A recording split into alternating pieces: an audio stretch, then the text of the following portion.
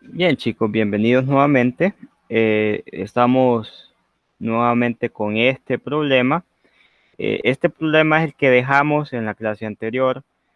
Lo habíamos desarrollado hasta cierto punto. No lo logramos terminar porque recordemos que queríamos comprobar que se cumplían algunos de los axiomas que son necesarios para decir si este es un campo vectorial o no. Bueno, como siempre, de lo que partimos es de definirnos el espacio y sus operaciones, el conjunto en el cual vamos a trabajar y las operaciones que vamos a realizar.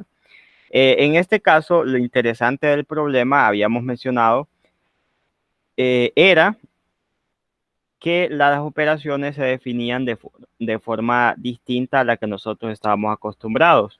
Entonces, teníamos una operación como de multiplicación, pero que no es la misma que teníamos para la multiplicación de matrices. Entonces, no es la misma multiplicación de matrices que nosotros conocemos, sino que es una distinta.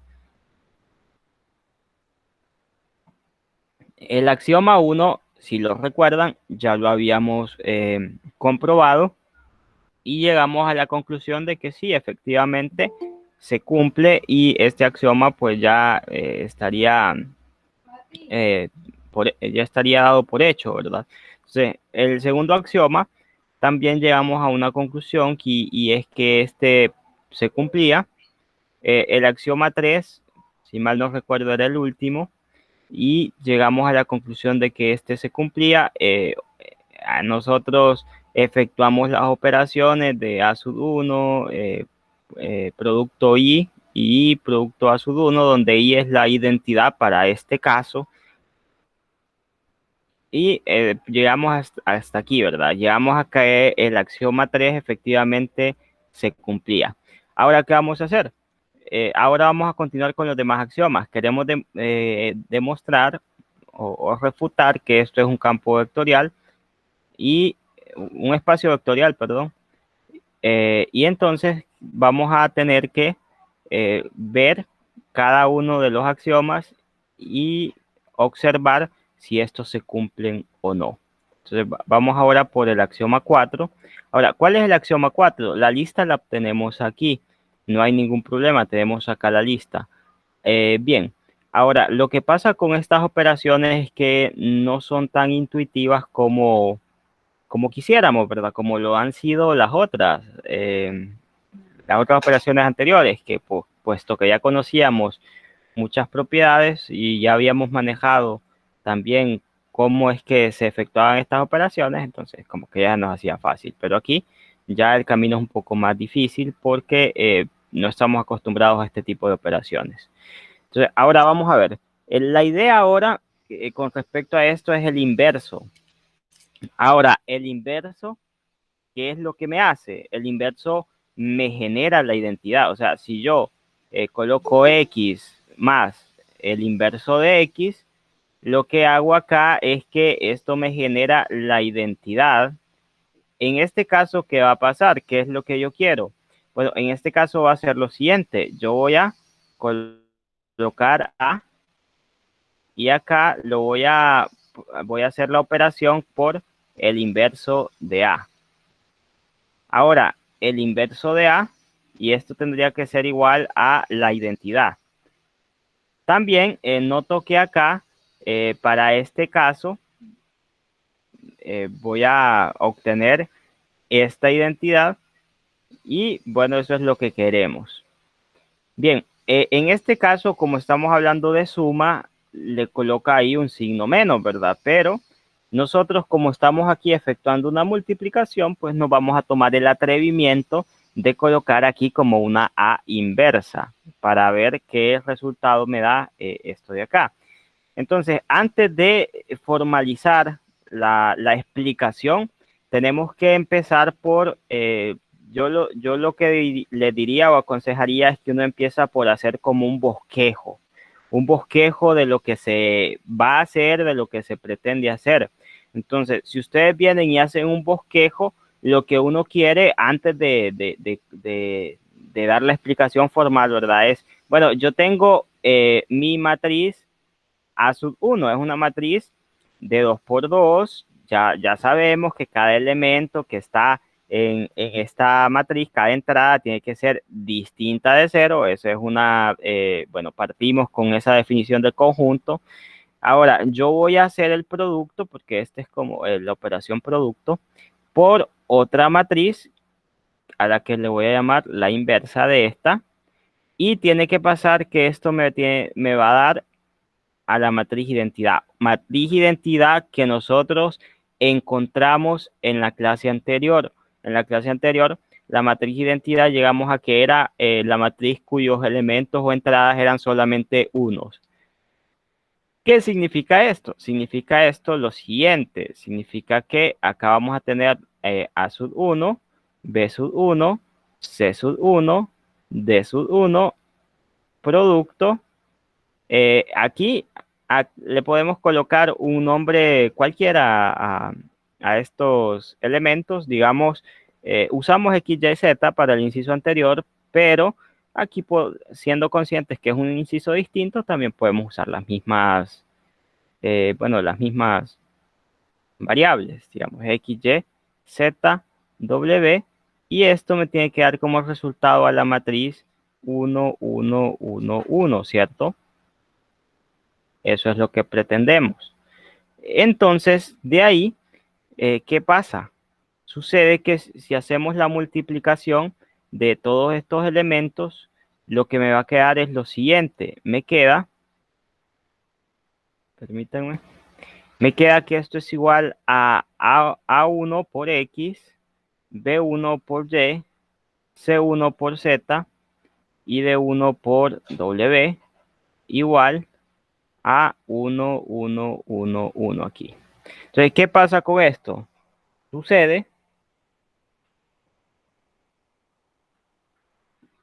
que como estamos hablando de una igualdad de estas matrices, tiene que darse la igualdad entre los elementos correspondientes. Entonces, estos elementos son correspondientes porque es el elemento 1, 1, 1, 1.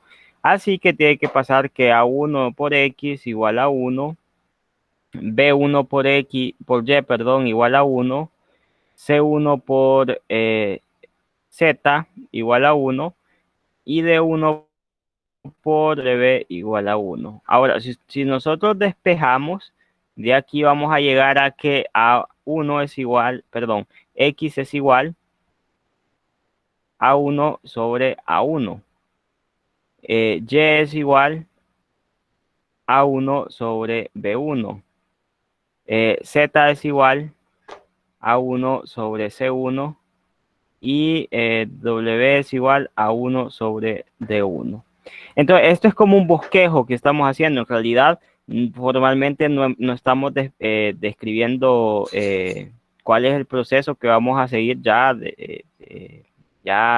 pues aquí en el problema, qué es lo que vamos a escribir, sino que estamos como captando la idea de qué es lo que vamos a hacer. Entonces ya con esto uno dice, entonces la inversa es, la matriz A inversa es igual a, y ya dice 1 sobre A1, 1 sobre B1, 1 sobre C1, 1 sobre D1. A sub 1 inverso es igual a esta, decimos. Entonces aquí nosotros venimos y ya tenemos prácticamente el problema hecho. Lo que pasó es que nosotros empezamos por captar la idea primero, ¿verdad? Este es como un borrador que estamos haciendo. Entonces, después de hacer el borrador, ahora sí, ustedes vienen y me plasman ya la idea. Me dicen, bien, ya hicimos el borrador, ya descubrimos cuál es la inversa. ¿Quién es A inversa? Ya lo sabemos. Entonces, ahora lo que queremos es, pues, plasmar la idea. Ya nosotros tenemos, pues, un borrador y ya descubrimos quién sería la inversa de A sub 1. Entonces, vamos a ver. Decimos aquí, vean que acá nos dice, sea X perteneciente a B, existe un vector menos X en B tal que X más menos X igual a 0. Entonces nosotros vamos a decir, sea A sub 1 perteneciente a V. Eso ya lo sabemos. Luego venimos y decimos, bien, luego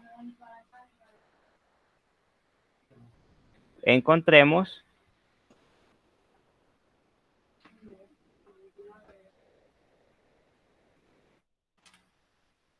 a sub 1 inversa tal que, y acá tenemos esa condición que habíamos dicho, tal que A sub 1, acá sería A sub 1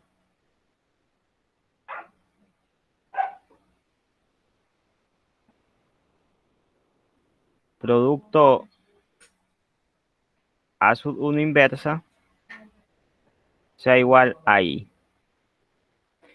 Y entonces acá decimos, bien, ¿quién es A sub 1? Acá tenemos A sub 1, B sub 1, y aquí sí ya plasmamos la idea, ¿verdad? C sub 1, D sub 1,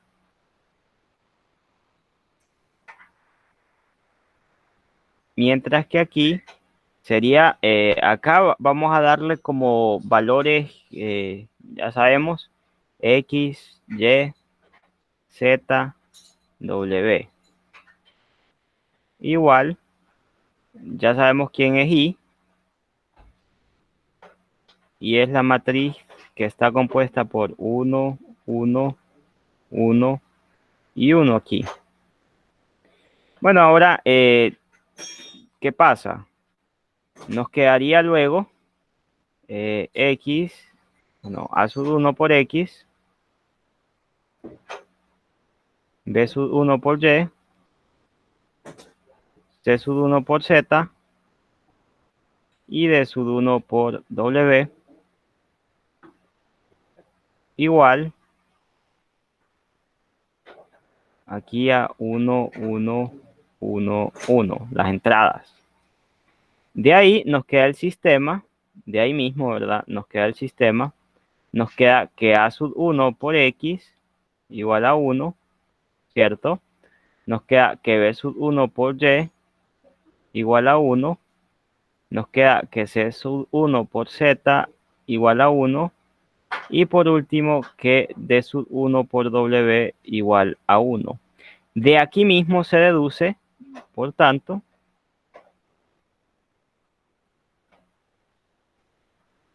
de aquí mismo se deduce que X es igual a 1 sobre A1.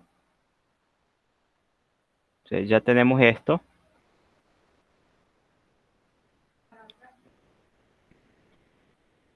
Se deduce de aquí mismo. Entonces esto es 1. Y en el denominador me va aquí A1. Y es igual a 1. Y en el denominador me va B1.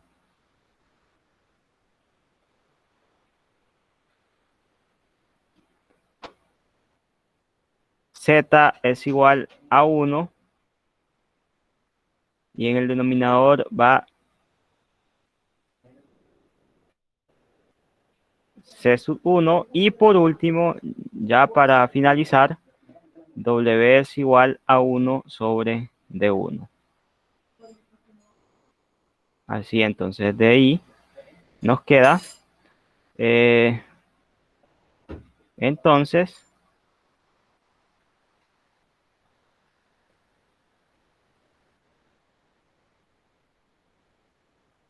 ¿quién es A inversa? A inversa en este caso sería, para el caso sería 1 sobre A1, 1 sobre B1, 1 sobre C1 y 1 sobre D1. Ese sería, bueno, estos serían los valores que tendríamos. Bien, entonces ya lo tenemos. Esto sería la matriz inversa. Ahora, ¿qué pasa con esta matriz? Que hay que observar. Note que, bueno, note que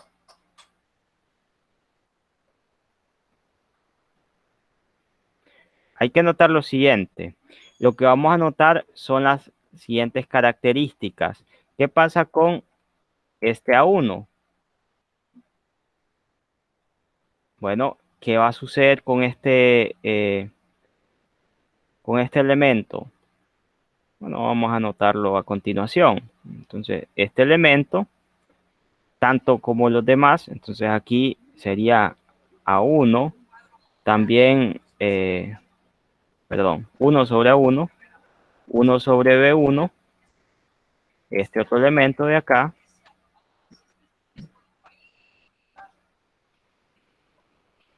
¿quién más? 1 sobre C1, este otro elemento de acá,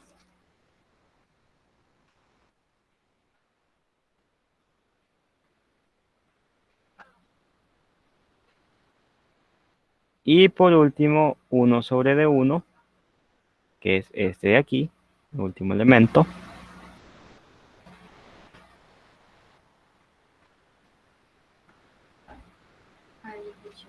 Estos 4 elementos son números reales.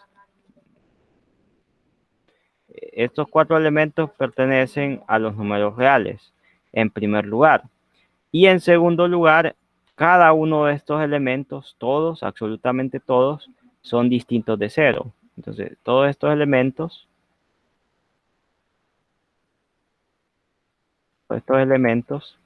son distintos de cero. Ahora, ¿cómo sabemos que son distintos de cero? Bueno, sabemos que en primer lugar, cada elemento aquí que está en el denominador es distinto de cero por cómo se define el conjunto, ¿verdad? Luego, pues si le saco la inversa a ese resultado, también va a ser distinto de cero.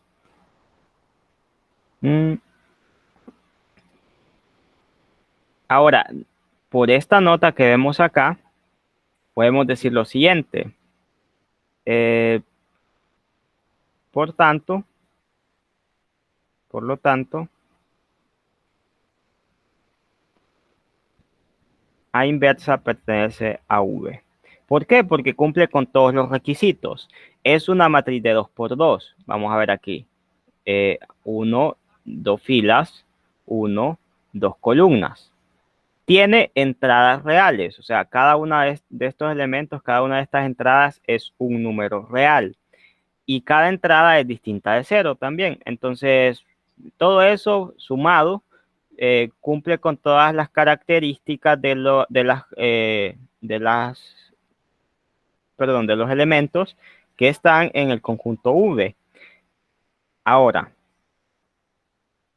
ya sabemos que A inversa pertenece a V. Sabemos también que si nosotros hacemos el producto de A sub 1 con A sub 1 inversa, el resultado es la identidad. La identidad es esta matriz que la encontramos en las operaciones que realizamos en la clase anterior. Lo interesante aquí es que la identidad no es la misma que nosotros conocemos para el producto de matrices usual. O sea, la identidad es otra. Entonces, ahí es donde viene y nosotros pues notamos esa particularidad. Entonces, de acá podemos decir, por tanto, A inversa pertenece a V. Concluimos que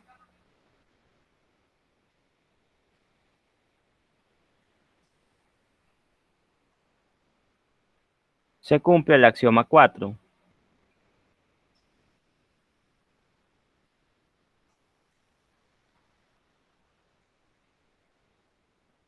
Entonces, se cumple el axioma 4, vamos con el axioma 5. Nos falta el axioma 5. Entonces, el axioma 5 nos habla de la propiedad conmutativa. Entonces, aquí hay que ver la propiedad conmutativa, qué pasa con la propiedad conmutativa. Entonces, aquí decimos, para el 5 decimos, sean A sub 1, A sub 2, pertenecientes al conjunto V. ¿Qué vamos a hacer con estos conjuntos? Bueno, vamos a decir, bien, entonces ahora vamos a hacer la operación A sub 1, producto A sub 2.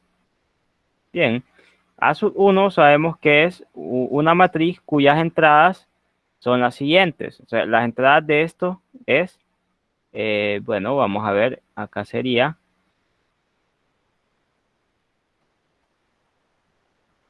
A sub 1, B sub 1, C sub 1, D sub 1. Ahora, esto hacemos el producto y acá me queda A sub 2, B sub 2, C sub 2 y D sub 2. Bien, después de hacer esto de acá, sería A sub 1 por A sub 2, B sub 1 por B sub 2, C sub 1 por C sub 2, D sub 1 por D sub 2, según nosotros sabemos. Ahora, este de acá es una multiplicación de dos números reales. Entonces, como sabemos que los números reales es un espacio vectorial, entonces acá podemos hacer la conmutatividad de este producto. Entonces sería A sub 2 por A sub 1, acá B sub 2 por B sub 1, C sub 2 por C sub 1 y D sub 2 por D sub 1.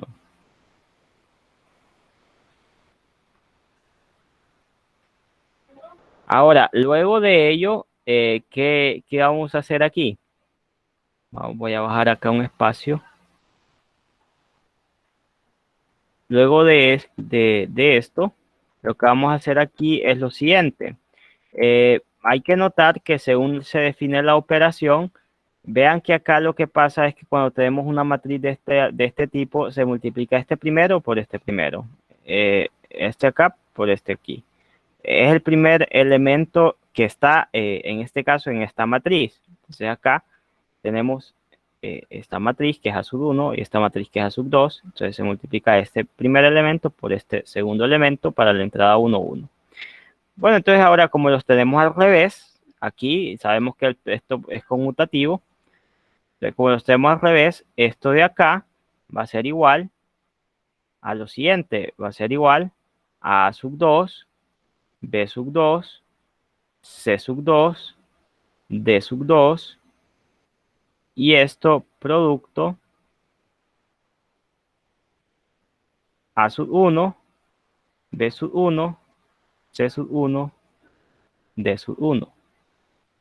¿Y esto de acá quién es? Bueno, esto, según recordamos, es la matriz A sub 2 y esta es la matriz A sub 1. Entonces ahí ya concluimos prácticamente. Por tanto,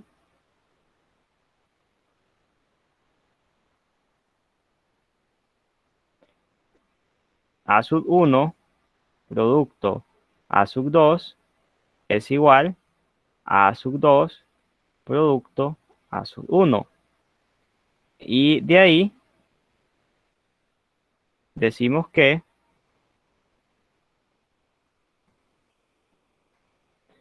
se cumple el axioma 5.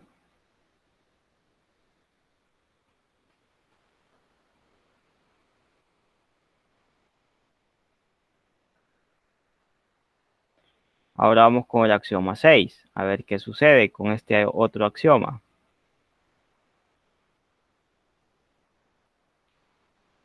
Ahora, este axioma me dice que si yo tengo X que pertenece al conjunto V y alfa un escalar, entonces alfa por X pertenece a V también. Eso es lo que se nos dice. Ahora, a veces el conjunto en el cual está alfa, el conjunto de escalares, nos lo definen. En este caso nos decían, si se acuerdan el problema, que eran los escalares, en este caso eran números reales positivos.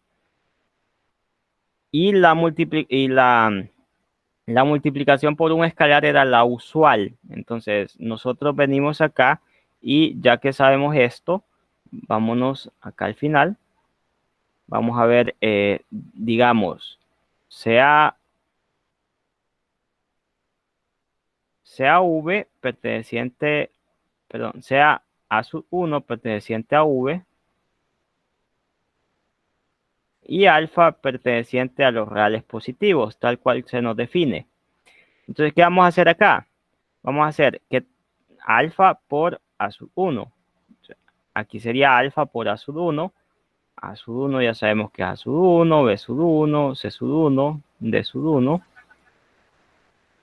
Y esto de acá, bueno, ¿qué pasa con esto de aquí? ¿Qué pasa con esta operación que tenemos aquí? Bueno, resulta que según sabemos, se define de la manera usual que nosotros ya conocemos. Entonces, esto de acá, lo que pasa es que se va a distribuir entre cada entrada. Entonces, acá vamos a tener lo siguiente. Esto va a ser igual a alfa por A sub 1, alfa por B sub 1, alfa por C sub 1 y alfa por D sub 1.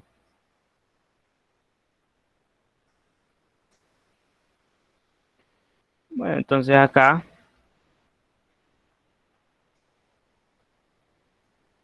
ya tendríamos esto, que alfa por A sub 1, alfa por B sub 1, alfa por C sub 1, alfa por D sub 1. Pues ya tenemos todo eso. Ya está. Ahora, note que, aquí es lo importante, note que sabemos que los reales son un espacio vectorial. Entonces, aquí hay que notar lo siguiente. Alfa por A sub 1, alfa por B sub 1, alfa por C sub 1 y alfa por D sub 1 son números reales. Entonces, estos de acá son números reales. ¿Por qué? Porque, bueno, B sub 1, A sub 1, C sub 1 y D sub 1 son números reales. Alfa es un número real positivo. Y entonces, acá vamos a tener también que alfa por A sub 1, alfa por B sub 1, alfa por C sub 1 y alfa por D sub 1 son distintos de cero. Ahora, ¿cómo sabemos que son distintos de cero? Bueno, fíjense bien, alfa es positivo y A sub 1 es distinto de cero. Entonces, un número positivo por un número distinto de cero no me va a dar cero, porque para que me dé cero el producto, si yo tengo A por B igual a cero, tienen que pasar, ya habíamos dicho, tres cosas. Una que A sea igual a cero, otra que B sea igual a cero, y la última es que ambos sean ceros. Entonces puede ser que este sea cero, o que los dos al mismo tiempo sean cero. Entonces eso es lo que puede pasar. Así que acá, como tenemos un número positivo y otro número distinto de cero, no nos importa el signo, porque si es positivo o negativo, siempre va a ser distinto de cero. Entonces acá siempre va a ser distinto de cero y eso es lo que está pasando. Luego, alfa por A sub 1 va a pertenecer a los reales. ¿Por qué? Porque cumple con todos los requisitos. En primer lugar, no genera esta operación una matriz que tiene dos filas y dos columnas, ¿cierto? En segundo lugar, cada entrada es un número real. Entonces acá esto es número real, número real, número real, número real. En segundo lugar, cada entrada es distinta de cero, que son las condiciones que necesitábamos para definir este elemento como parte del conjunto V. ¿Qué necesitamos? Que sea una matriz de 2 por 2, que todas sus entradas sean números reales y que todas sus entradas sean distintas de cero. Tres condiciones. Ojo acá que esas tres condiciones se cumplen para este conjunto V, ¿verdad? O sea, no necesariamente son esas tres que vamos a tener para todos los problemas. Recuerden que este es un problema particular. Ahora, ya tenemos 6, ¿verdad? Luego, de ahí,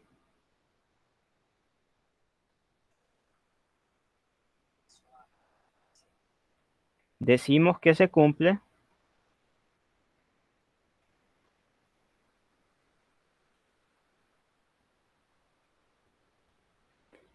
el axioma 6. Entonces, el axioma 6 se cumple. No hay problema ahí. Vamos con el otro, el axioma 7.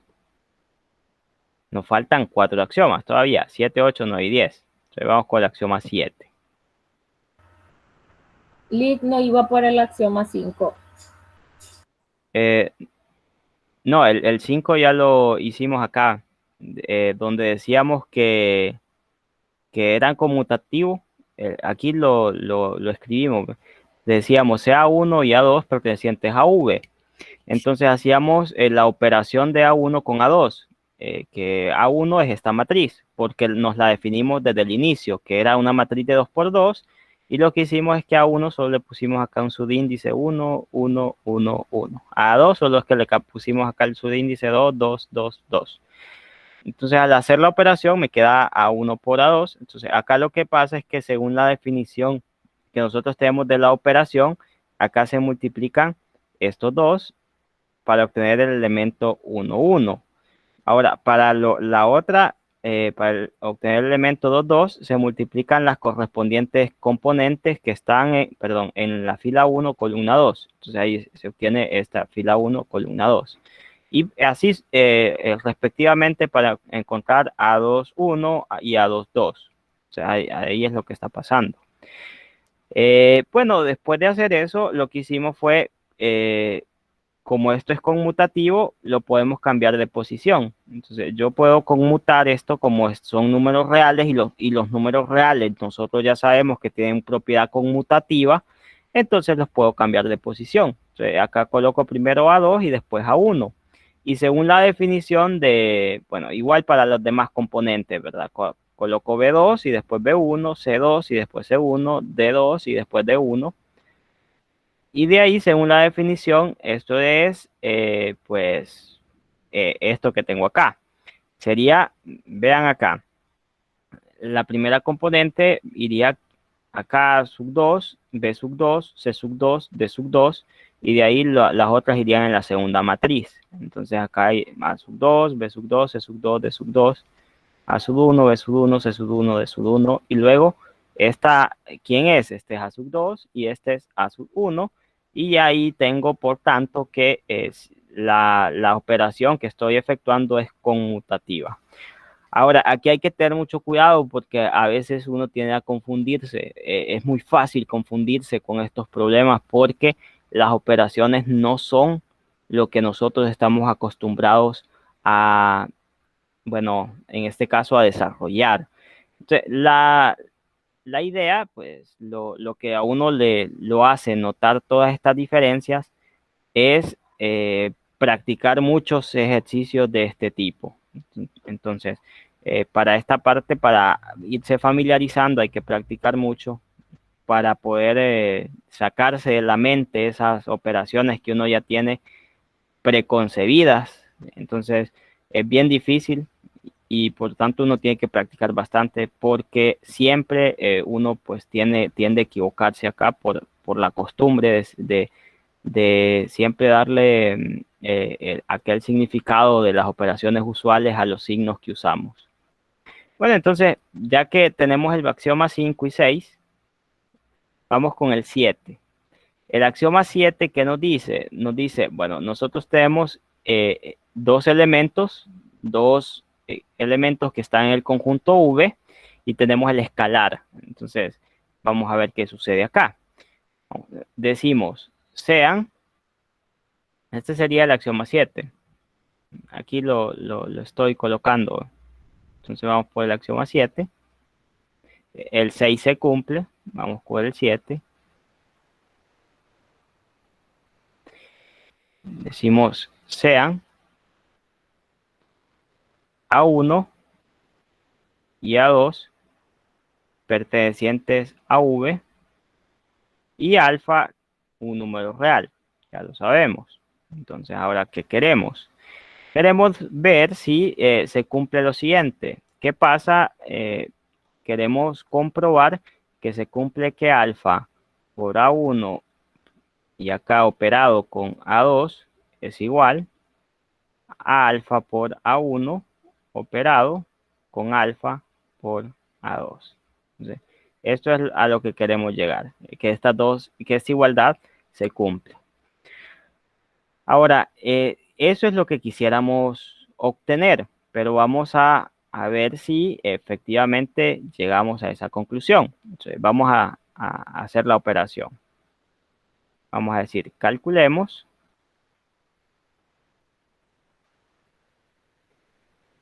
Vamos a ver, acá sería alfa por A1 producto A2. Ahora, ¿esto aquí es igual? Esto es igual a alfa por...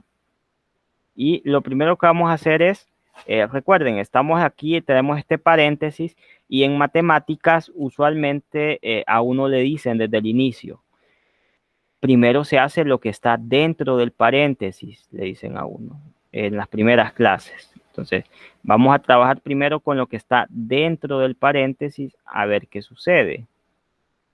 Entonces acá lo que está dentro del paréntesis es esto. A2, B sub 2, C sub 2, D sub 2. Ahora, si nosotros hacemos la operación, vamos a ponerlo entre corchetes para no confundirnos aquí. En vez de paréntesis aquí voy a poner corchetes.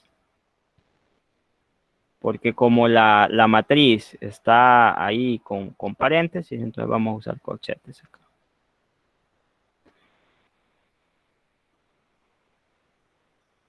Bien, entonces, ¿cuál es la definición de esta operación? Sería A1, el primer elemento, la entrada 1, 1 por la entrada 1, 1 aquí, por A2.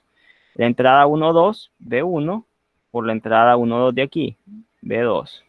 La entrada 2, 1, C1 por C2 y D1 por D2. Esa es la definición de la operación. Ahora, nosotros sabemos que la definición del escalar por la matriz es la usual. Entonces, ahí no hay ningún problema. Cuando yo tengo esto, significa que voy a tener alfa por A1, A sub 2, alfa por B1, B sub 2, alfa por C1, C sub 2, alfa por D1, D sub 2. Y por último, vamos a ver lo siguiente. Por otro lado, nosotros queremos ver si es verdad que se cumple la igualdad. Entonces vamos al otro lado de la igualdad. ¿Qué pasa en el otro lado de la igualdad? Nosotros tendríamos alfa por A1 acá operado con alfa por A2. Entonces, ¿qué pasa aquí? Sería alfa por, ¿quién es A1? A1 es A1, B1, C1, D1 aquí. Y acá producto, o sea, operado con. Y acá tendríamos alfa por, acá tengo A sub 2, B sub 2, C sub 2, D sub 2. Bueno, acá, por la definición de escalar.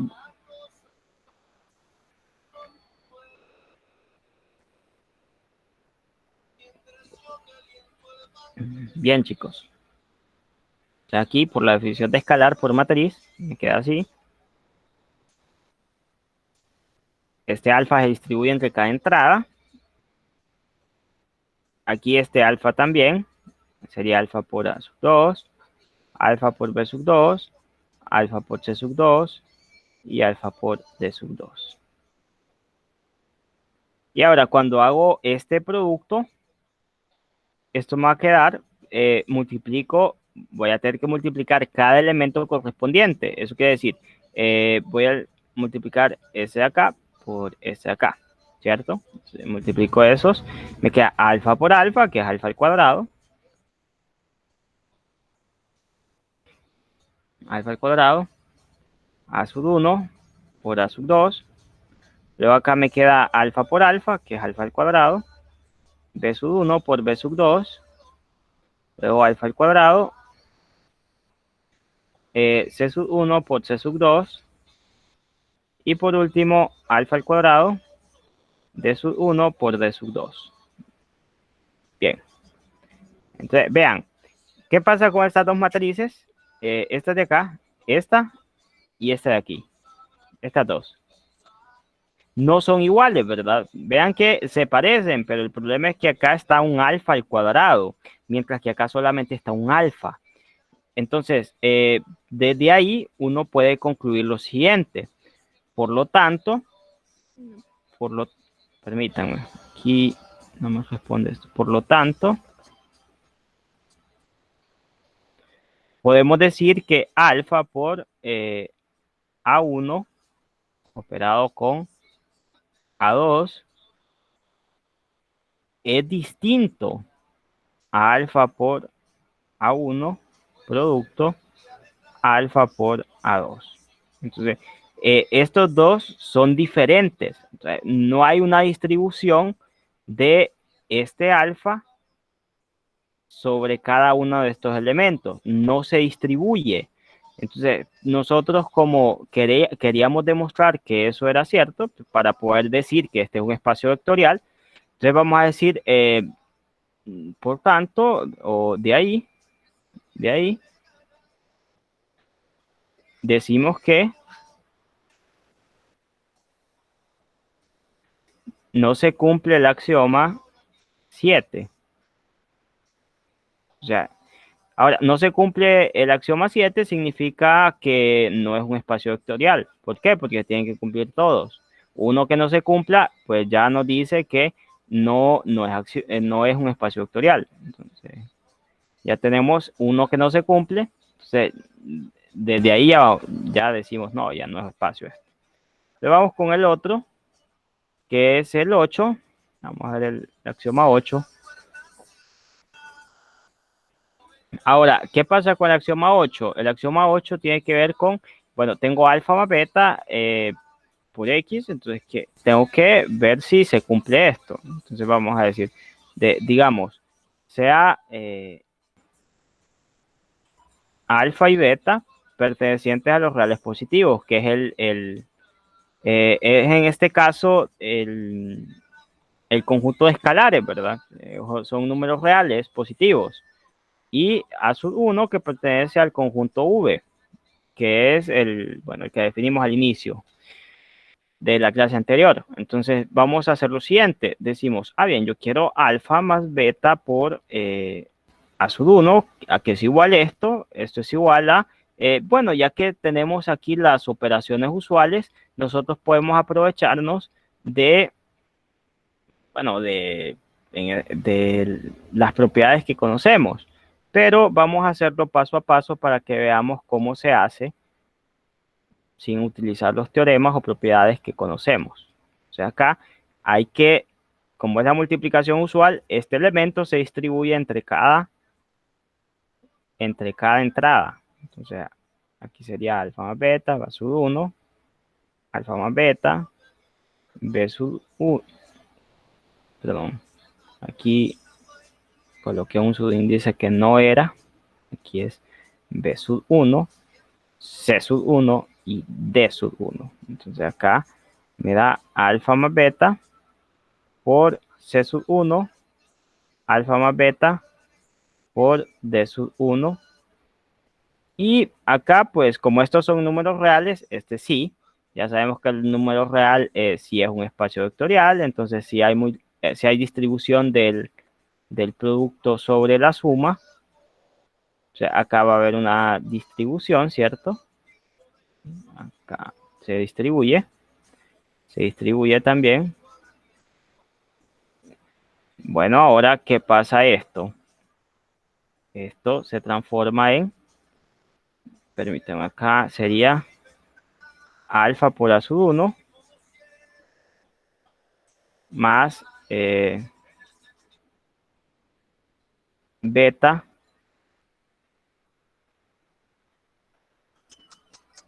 por a sub 1. Y luego acá, pues, esto sería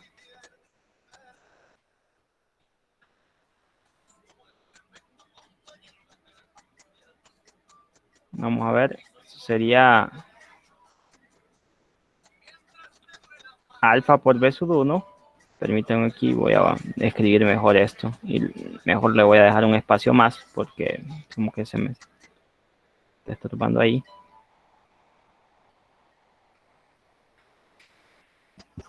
Bien. Entonces acá sería alfa por A sub 1, beta por A sub 1,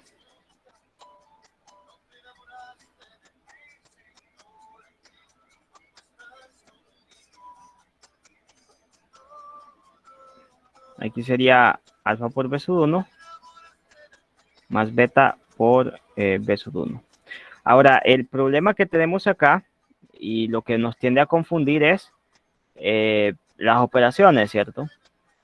Entonces, las operaciones acá, recordemos que tenemos unas operaciones un tanto distintas. Entonces, en realidad, cuando nosotros estamos hablando de las siguientes operaciones, o sea, lo que nosotros queremos demostrar es, vean, tengo x más beta por este vector acá. Entonces, tengo x más beta, perdón, alfa más beta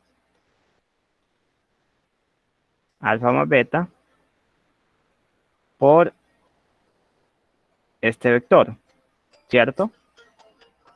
Ahora, esto tiene que ser igual a alfa por x más beta por x, ¿cierto? Ahora, el detalle está aquí y lo vamos a notar, que ese es el problema que se nos presenta en ocasiones y que pues es un poco confuso. El problema acá es, ¿quién es esta operación? O sea, esta operación nosotros aquí no la hemos definido. Nosotros tenemos la siguiente operación, que es como el producto, ¿cierto? Tenemos un producto ahí, una operación que definimos por puntito acá y con un círculo, es como el producto, y tenemos la multiplicación de escalar por vector. Pero esta operación nosotros no sabemos qué es.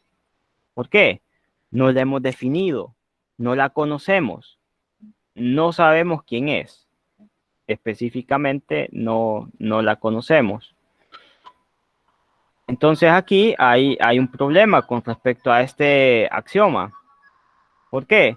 Porque no sabemos quién es esta operación. De hecho, ni siquiera está definida en este problema. Entonces, nosotros intuimos, ¿cierto? Que esta operación tiene que ser esta de aquí. O sea, esta que tenemos acá. Esa es la que debe ser esta operación. Ahora, es esta operación, ¿cierto? Entonces tendríamos alfa por x y acá producto beta por x, porque esa es la operación que tenemos definida, ¿cierto? Ahora, el problema es este. El problema es que en este caso, esta operación, por tanto, tendría que ser también la misma. Tendría que ser el producto de estos dos, de alfa y beta. Entonces acá sería alfa y beta.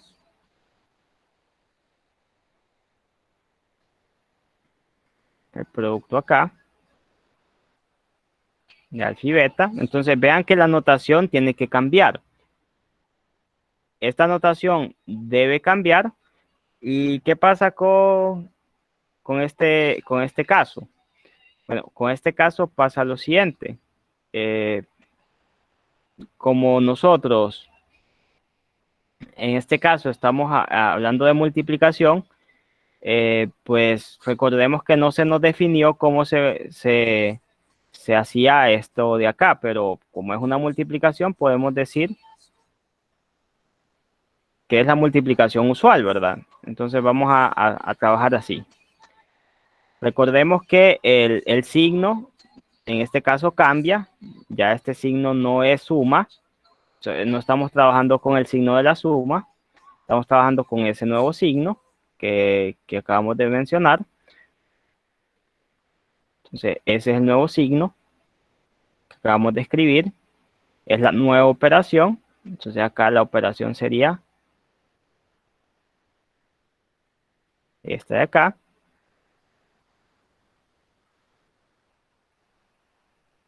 esta de acá. Y ahora, el detalle está en cómo defino esta operación en los escalares. O sea, ¿cómo los defino? ¿Cómo la defino? Mm, bueno, como nosotros, esta operación en realidad la lógica es la siguiente. Se multiplican los elementos correspondientes, ¿cierto? Y como acá este escalar es como que tengamos una matriz de 1 por 1, o sea, cuando ustedes tienen alfa acá, alfa es como que si ustedes tuvieran una matriz de 1 por 1, una fila, una columna. Y beta es como si tuvieran también una matriz de 1 por 1, una fila, una columna. Entonces esta operación sería como, bueno, vamos a multiplicar, en este caso, alfa por beta, alfa por beta, porque son los elementos correspondientes, alfa por beta. Y acá me queda alfa por beta a 1, alfa por beta B1, alfa por beta C1 y alfa por beta D1. Bien, ahora por otro lado, queremos saber cómo es, vamos a ver, por otro lado, ¿qué queremos saber por otro lado?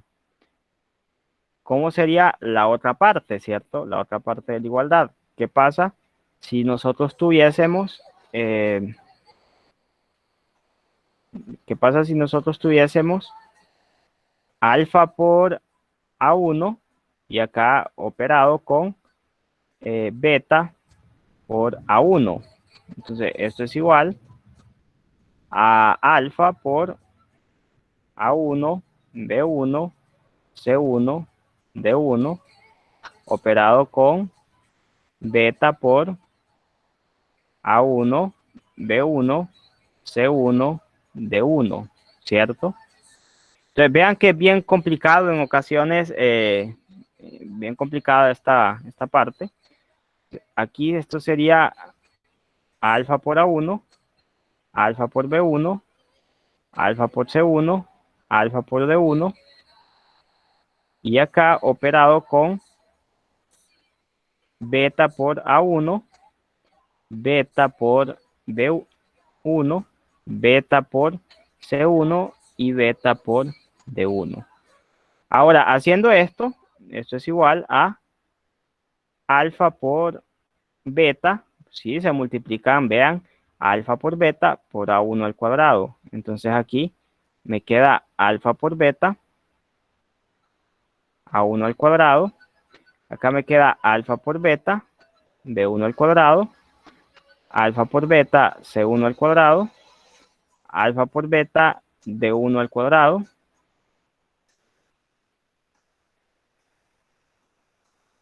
Y note que luego sería alfa, acá operado con beta, por A sub 1 es distinto de alfa, A sub 1, operado acá con beta por A sub 1. Entonces, de acá, de ahí, decimos que no se cumple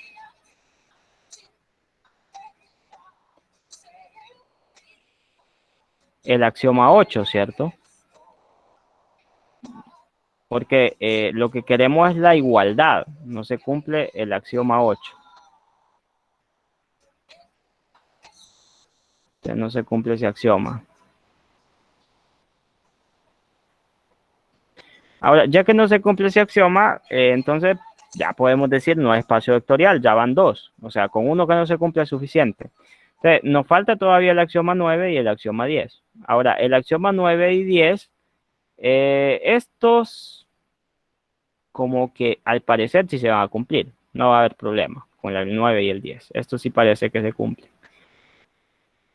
Pero para confirmarlo, vamos a continuar en la próxima clase. Esos se ven más fáciles. antes de irnos vamos a tomar lista. Y esto sería todo por hoy.